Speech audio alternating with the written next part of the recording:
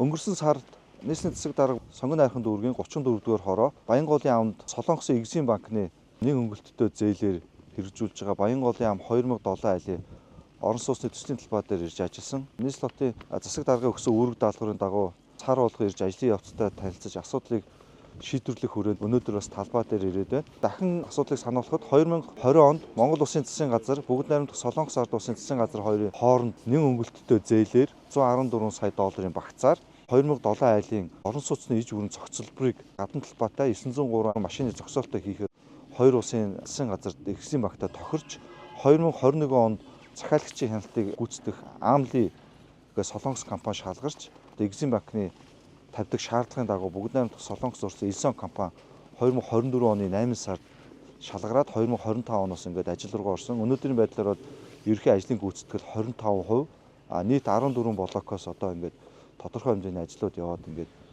байж байгаа. Компаниудын хооронд бол маргаан гарсан. Ерөнхий гүйцэтгэгч Элсон компани болон Монгол туслан гүйцэтгэгчдийн хооронд бол маргаан гараад уг маргаан бас дамжиж нийслэлийн засаг даргын тамгын газарт удаа дараа гомдол ирсний дараа засаг дарга болон миний бие бол байрал дээр ажиллаад асуудлын тухай дүгнэлт хийцэн байж байгаа. Эх 7 хоногт нийслэлийн удирдлагууд Солонгосын Exim банктай уулзахдаа уялдуулан өвлийн бэлтгэл ажлыг хийхгүй бол барилгын талбай дээр арамтуур зэврэх, хөв хашимлууд цаашид арчилгаа үйлчлэхгүй бол гажих ийм асуудлууд үүсдэг. Эдгээр асуудлуудыг шийдэхгүй бол арамтууруудыг цэвэрлэх боломжгүй бол дахин солих ийм хүндрэлтэй ажлууд гал нэмэлт зардлууд гардаг. Тэгэхээр үйлчлэлийн бэлтгэл ажлыг хангахын тулд өнөөдөр энэ талбай дээр хүлцэн ирээд байна.